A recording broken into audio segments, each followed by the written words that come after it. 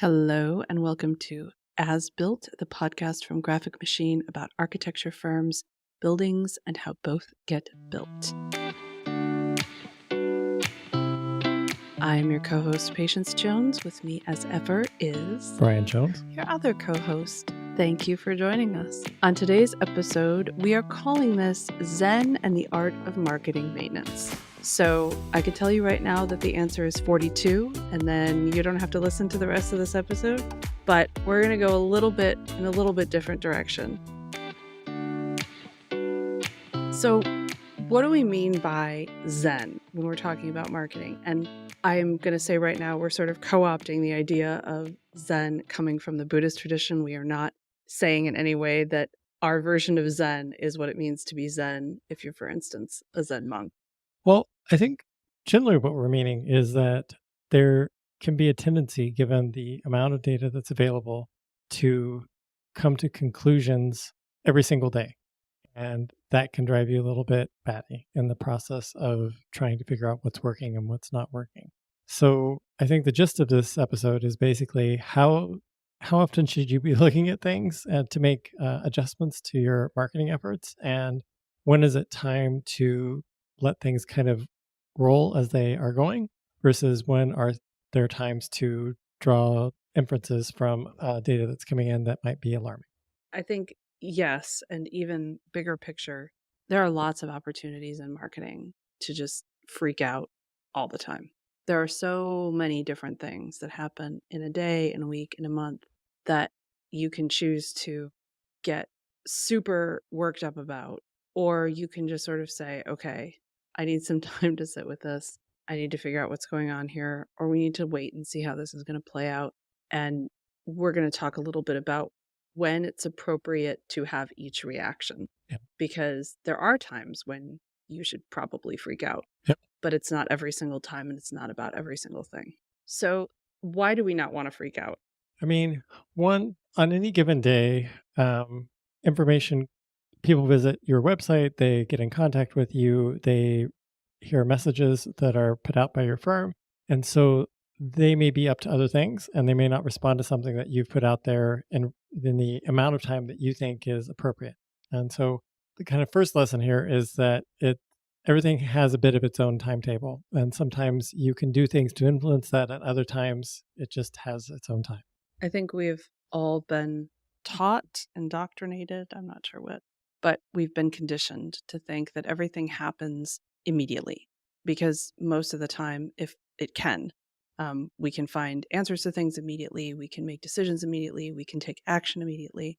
And that's not necessarily the best, most productive mindset to have in marketing, because when you act immediately as if everything is always on fire, you're not necessarily making good decisions or strategic decisions. You may be creating problems for yourself in the longer term just to check something off your list today.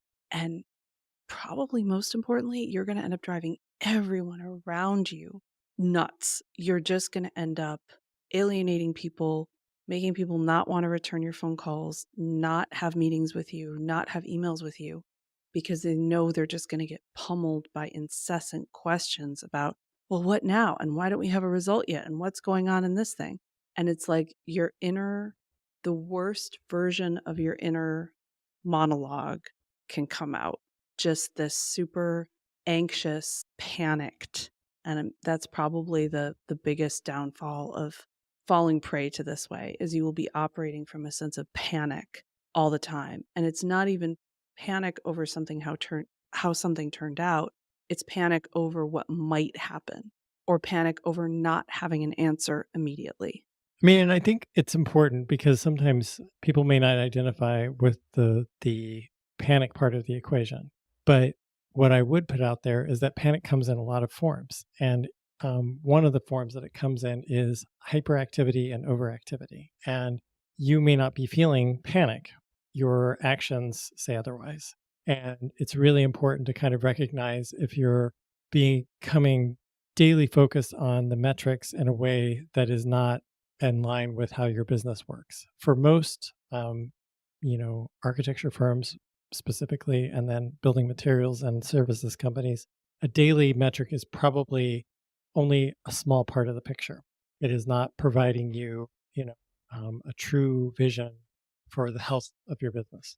This is true in lots and lots and lots of industries, but it's I find it to be particularly true when you're talking about marketing of any kind. And the clearest way that I can explain it is look out your window right now. If you don't have a window, find one. And hopefully there's one somewhere where you work. Otherwise, that's the first problem Yeah, you need to solve. otherwise, please drop me a line and we'll come save you. Look out the window and note what it looks like. Is it sunny? Is it raining? Is there lots of traffic? Is there construction going on outside?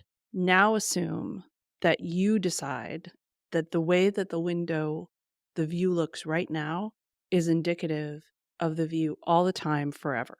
When you look out that window as a normal human being, you know that you can see what's there, but you also understand that things are going to change. And that if it's sunny right now, next week it might rain. If there's a construction crane outside your window, it will be gone at some point. But what happens with things like any kind of marketing analytic is people tend to look out that window.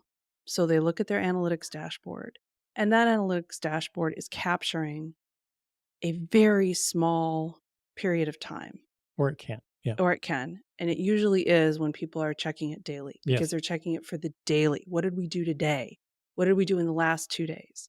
Then they look at that window and they extrapolate what they should do based on the faulty assumption that that window is indicative of future performance. So people will say, oh my, we were down. This keyword was down 4 places today.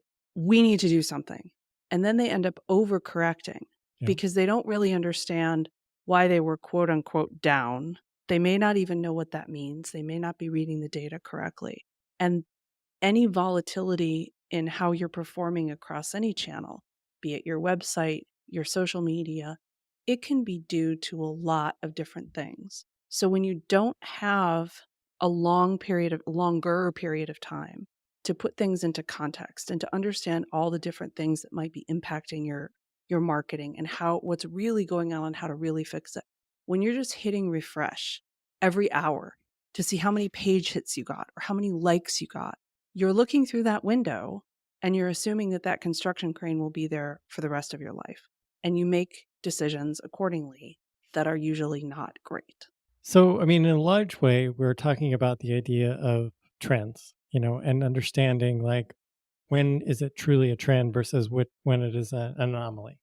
And one of the pieces of advice I could give you on that front is to first start with some very, basic parameters for when you're going to look in on your marketing data and how frequently you're going to make adjustments accordingly. So, for instance, I might take a monthly view of a organization to kind of get a sense of month to month what's happening, because it's not so long that you're just letting something bad fester and fester for long periods of time, but it's also not so short that, to your point, like if it rained one day and it was sunny the other day and you might have a different impact, that you're not over adjusting accordingly.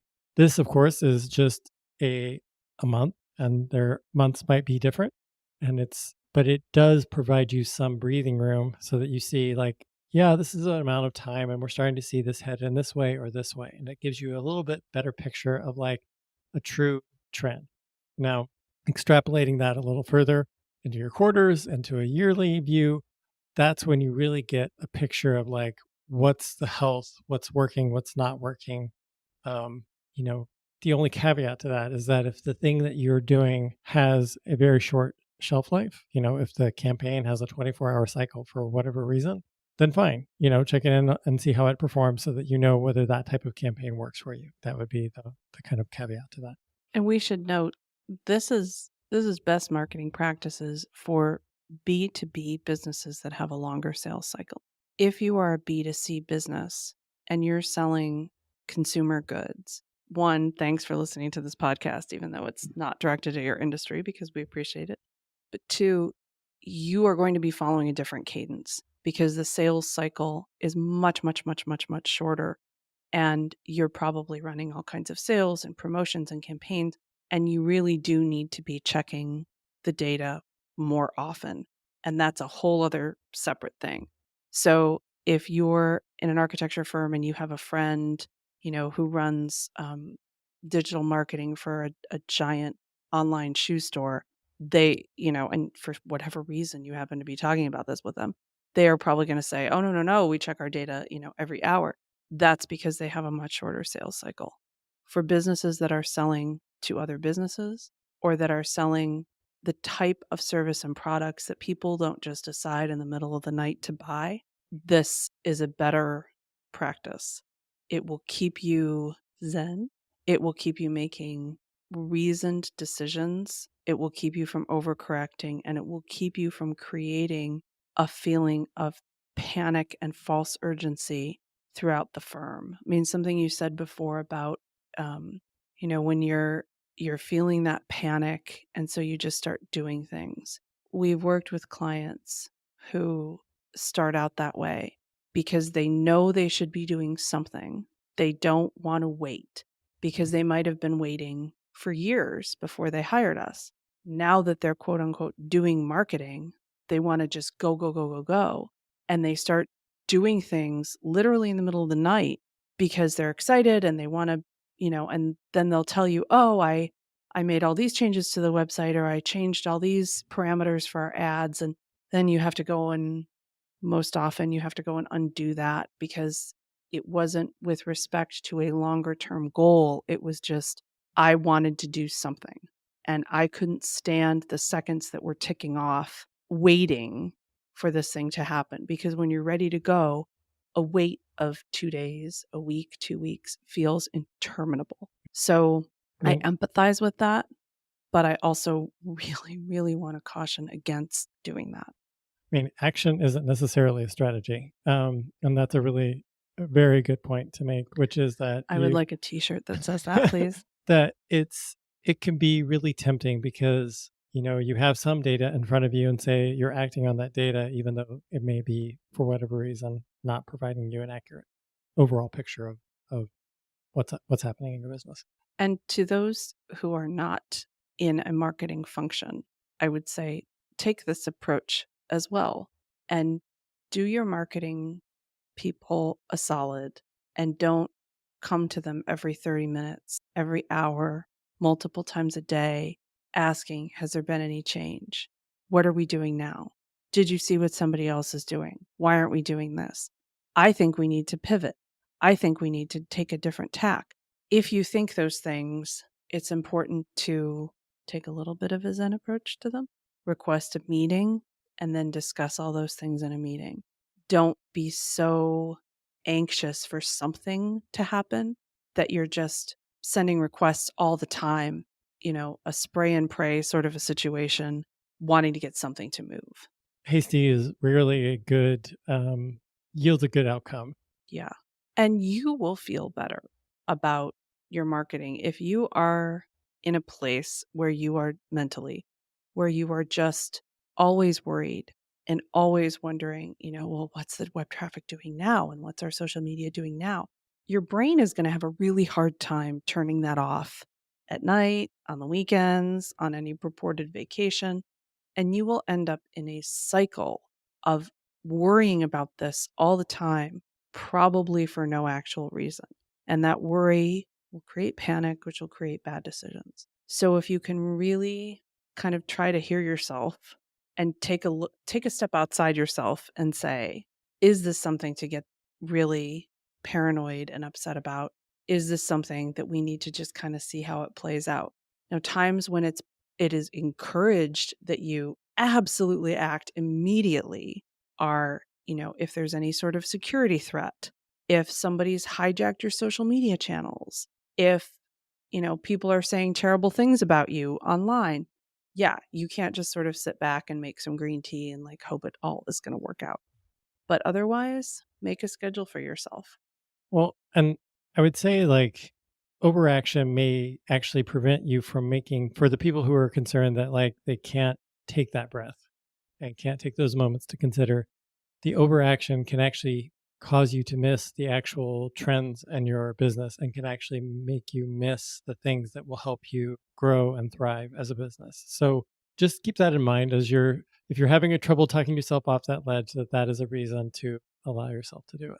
And really create check-in points for yourself. Yep. If you say, okay, I am going to check our data these days every week, or once a week, or once a month, or I'm going to look for these types of reports at this cadence, and it's a reasonable cadence and it allows for there to be context, then you put that on your calendar, you commit it to writing, and then that's it. And barring any extreme circumstances, that's what you stick to. And that will give you permission to feel like it's okay to not be sort of, eyeballing your screen all day long, hitting refresh.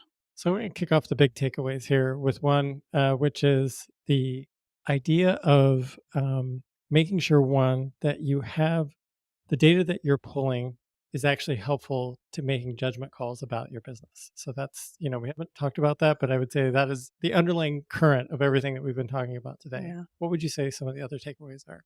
I would say give yourself permission to not be in a constant state of panic and anxiety. It can feel like you're not doing your job if you're not that way. And I think that there's probably some historical holdover from kind of the archetype of the advertising company or the marketing firm from before, that everything's just like rush, rush, rush, rush, rush, and panic, panic, panic. And so you can start to feel like, if I don't have that, I guess I'm not really doing marketing.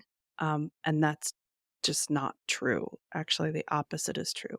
That panic, it makes for good TV. And some agencies used to be like that, and some still are. But that's wholly independent from how good their work is or isn't.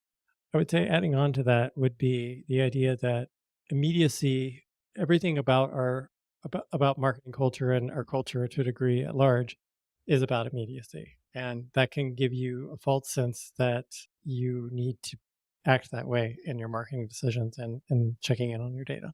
Yeah. So give yourself permission, create a calendar for yourself. These are the days I'm doing this, and this is why. And that's a big part of it. Why am I looking at this? What am I hoping to take away from this? How will this information influence what steps I take next? Because if it isn't, and you're just hitting refresh to see numbers move, then, I would say go back a few steps and really figure it out. We've been trained by social media channels like Facebook to have that endorphin rush when we see the number of likes go up. That's not a solid business strategy. So try to divorce that feeling of, I want high numbers and I want thumbs up and I want to see it, up, up, up. Try to separate that out and think about, what are your business goals? How are these data points impacting decisions you make about how you achieve your business goals? Well, thank you for joining us today. I hope that you find some peace of mind, something, and don't feel like you're being driven by your marketing. You should be driving your marketing, not the other way around. I wish I had something pithy to say. I've got nothing. This is very stressful. But See, now I'm angry. This is why I feel so qualified to speak on this topic, because, I'm consumed by anxiety over how I'll close out this episode. So I'm just not going to. How about that? I'm going to lead by example, and I'm not going to sweat it. And I'm just going to say, thank you for joining us, and we will see you next time.